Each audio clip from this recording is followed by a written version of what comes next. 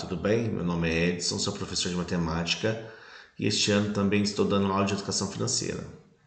Vou realizar aqui a resolução das questões que caiu na Olimpíada do Tesouro Direto de Educação Financeira do ano de 2024. Vamos lá?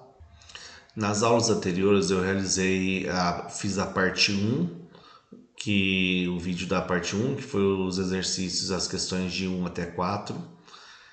Fiz também a parte 2, que foi as questões das 5, 6, 7 e 8. Agora eu vou realizar mais 4 questões, tá bom? A parte 3 terá as questões 9, 10, 11 e 12. Então na questão 9 a gente tem aqui a imagem do site do Tesouro Direto, onde o pessoal pode adquirir o Tesouro Direto do governo federal, fazer simulação, olhar os tipos de investimentos. Então qualquer cidadão pode entrar nessa página pela internet. E aqui eu tenho a continuação da questão. Então a questão fala o seguinte: Lia tem 3 anos. Pensando em seu futuro, sua mãe começa a investir uma quantia mensal no Tesouro Educa Mais, um título do Tesouro Direto, pensando especialmente para ajudar a pagar despesas com a educação, como faculdade, que Lia vai começar daqui a 15 anos. O que diferencia o Tesouro Educa Mais de outros títulos do Tesouro Nacional? Então, o que diferencia o Tesouro Educa Mais dos outros títulos? Tá bom? Então, lembrando que Lia tem 3 anos e a mãe está aplicando no Tesouro Educa Mais para ajudar nas despesas com educação quando ela tiver 18 anos, tá bom? Ela vai investir no Tesouro Educa Mais uma quantia mensal durante 15 anos. Então a gente vai olhar o que diferencia. Letra A. O Tesouro Educa Mais tem sua rentabilidade atrelada ao desempenho escolar do aluno. Isso aqui é falso. Isso é inconstitucional. Não tem como atrelar um investimento que vai te ajudar na educação futuramente ao desempenho acadêmico. Letra B. Além de uma rentabilidade atrativa, o Tesouro Educa Mais garante uma vaga em uma universidade pública. Isso aqui também é falso, tá bom? Essa aqui é falsa. Entrada em universidade pública é pelo vestibular ou pelo Enem, ou uma outra forma de ingresso que não seja comprar um título do Tesouro Direto, tá bom? O Tesouro Educa Mais só está disponível para alunos com média escolar acima de 7 pontos. Isso aqui é falso. O Tesouro Educa Mais não está atrelado ao aluno tirar 70% da nota. Então isso aqui é falso. Letra D. O Tesouro Educa Mais só pode ser usado para pagar mensalidades da faculdade. Isso aqui é falso também. O Tesouro Educa Mais ele pode ser utilizado para pagar um cursinho de preparação para o seu filho tentar entrar em uma universidade. Letra E. O Tesouro Educa Mais faz pagamentos mensais durante 5 anos a partir de uma data escolhida. Então isso aqui é verdadeiro. Então você escolhe uma data para o seu filho e você vai pagando mensalmente o Tesouro Educa Mais até chegar essa data. Quando chegar essa data, o dinheiro volta com uma rentabilidade boa, tá bom? Durante 5 anos, a partir dessa data. Então, resposta certa é a letra E. Questão 10. Em maio de 2024, o Comitê de Política Monetária, que é o Copom, decidiu mudar a meta da taxa Selic de 10,75 para 10,5. Então vai cair, tá bom? De 10,75 para 10,5. O que isso significa para o retorno nominal de títulos públicos de renda fixa pós-fixado a Selic? Então, os títulos de renda fixa, que eles são pós-fixado, então eles acompanham a taxa Selic, tá bom? Ou seja, acompanham o CDI também, que é o que dá uma comparação do que os bancos devem cobrar, tipo uma média, tá? Então, vamos supor, se a taxa Selic está em 15%, igual está hoje, o CDI deve estar em 14,85, 14,90, que é uma taxa que os bancos devem seguir, tá bom? Próximo a esse valor, para dar um retorno para quem investe. Então, o pós-fixado, ele acompanha a taxa Selic. Se a taxa Selic cai, ele cai. Se a taxa Selic sobe, ele sobe também. Quando é um título de renda fixa, que ele é pré-fixado, então ele já é determinado na hora que você contrata o título. Não importa se a taxa Selic sobe ou cai, durante aquele período ele já é pré-determinado. Agora o pós-fixado, se a taxa Selic sobe, o retorno seu vai ser maior. Se a taxa Selic cai, o seu retorno vai ser menor. Então vamos analisar as alternativas. O retorno deve aumentar, pois a taxa Selic caiu. Isso aqui é falso. Se a taxa Selic cai, o seu retorno também cai. Então essa letra A é falsa. Letra B, o retorno deve diminuir, pois a taxa Selic caiu. Isso que é verdade, o seu rendimento vai cair, vai ser menor, por quê? Porque a taxa Selic caiu. Então a verdadeira é a letra B. Vamos analisar as outras. O retorno deve aumentar, pois a taxa Selic caiu. Isso que é falso. Se a taxa Selic cair, o retorno não aumenta. O retorno deve diminuir, pois a taxa Selic subiu. Não subiu, ela caiu. Tá bom? Então isso aqui é falso. O retorno deve se manter constante, pois a taxa Selic não se alterou. Isso aqui é falso, a taxa Selic alterou. Então a resposta correta é a letra B. Questão 11. O Sr. Homero estudou sobre educação financeira e começou a montar uma reserva de emergência para sua família investindo R$ 100 por mês. Ele aprendeu que títulos de renda fixa são bons ativos para guardar a reserva de emergência. Ele decidiu investir em um CDB.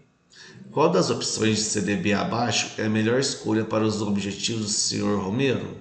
Então vamos analisar aqui a letra A.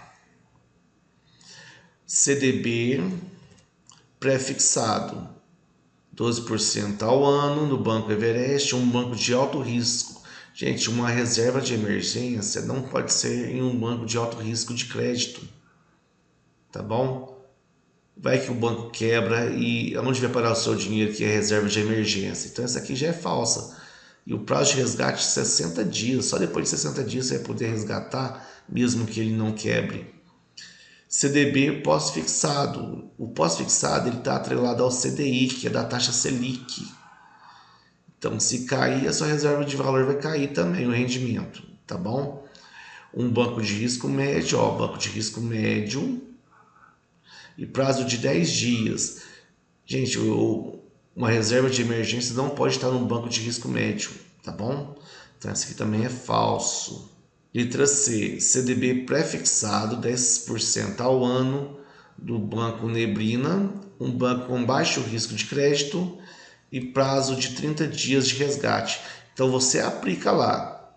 E se acontece uma emergência, você tem 30 dias para... 30 dias depois que você aplicou, que vai ter o resgate. Então, para uma reserva de emergência não é legal, tá? E 10% ao ano... Hoje na data de hoje, 10% ao ano é uma taxa um pouquinho baixa. Um CDB pré-fixado, a taxa até é alta, dá alta rentabilidade, mas a reserva de emergência, o foco é você guardar um dinheiro, ter uma rentabilidade, mas surgir na hora da emergência e você poder tirar o dinheiro, né? Um banco de risco de baixo risco, isso aqui é legal, em um prazo de 90 dias. O problema é o prazo de 90 dias. Se aparece uma emergência, você aplicou dinheiro e só 90 dias para resgatar, aí não tem como socorrer a emergência, né? Um CDB pós-fixado, que acompanha o CDI, tá bom? Com baixo risco de crédito e liquidez diária. Mesmo sendo pelo fato de acompanhar o CDI, que às vezes o CDI pode cair, é um banco de risco de crédito baixo, né? O risco de crédito é baixo. Então, mesmo sendo um CDB pós, ele vai ser 103% do CDI. Então, vai ter que acompanhar o CDI, que é a taxa dos bancos. E a liquidez é diária. Então, o fato da liquidez ser diária, você pode resgatar a qualquer momento, tá? Então a resposta correta é a letra E. Por que que a liquidez diária é importante? Porque é uma reserva de emergência. Apareceu uma emergência naquele dia, naquela semana, você vai poder resgatar esse dinheiro. Então, questão 11, resposta correta, letra E. Questão 12. O Banco Pacífico oferece um CDB pós-fixado de 105% do CDI. Fernando aplicou nesse produto e estava conversando sobre investimentos no final de semana com os amigos. Para explicar melhor o funcionamento desse CDB pós-fixado, Fernando resolveu mostrar um exemplo concreto. Ele assumiu um CDI de 12% ao ano. Então é pós-fixado, mas é 12% ao ano. E diz que ao investir R$1.000, após um ano, o rendimento será D.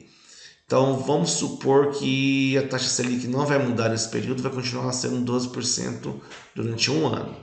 O que vai acontecer? Então vamos fazer o seguinte aqui, ó. 105% do CDI, o CDI é 12%, né? Então vou fazer o seguinte, 105% é a mesma coisa que 105 por 100, que é a mesma coisa, 105 dividido por 100 dá 1,05. Logo eu vou fazer o seguinte, vou fazer 1,05 vezes 12, tá bom?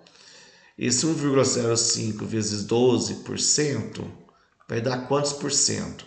Então vou fazer aqui, ó, 1,05 vezes 12. 2 vezes 5 dá 10, vai 1.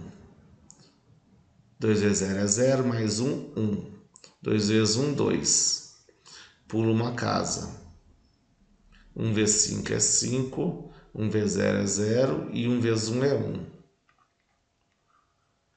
Então aqui vai dar 0, 6, 2, 1. Tem dois números depois da vírgula aqui, ó, é o 0 e o 5. Então vai ter dois números depois da vírgula. Então 12,60. Ou seja, 12,6%. Esse vai ser o rendimento em cima dos R$1.000. Então, vamos supor o seguinte, vou fazer por regra de 3 agora. R$1.000 era o total inicial, então é 100%. Se R$1.000 é 100%, 12,6% vai ser quanto? Então, vou chamar de X. Então, a gente vai multiplicar em X, tá? Vai ficar 100 vezes X, que é 100x, e vai ficar 1.000 vezes 12,6. Então vai ficar 100x é igual. Eu vou fazer o seguinte aqui, ó. 12,6. Deixa eu colocar a vírgula aqui. Vezes 1.000. Vou abaixar os 3 zeros. 1 vezes 6 é 6. 1 vezes 2 é 2. E 1 vezes 1 é 1. Tem apenas um número depois da vírgula aqui. Então vai ter um número depois da vírgula. Então vai dar 12.600,0, ou seja, vai dar 12.600. 12.600. Então x vai ser igual a 12.600 dividido por 100.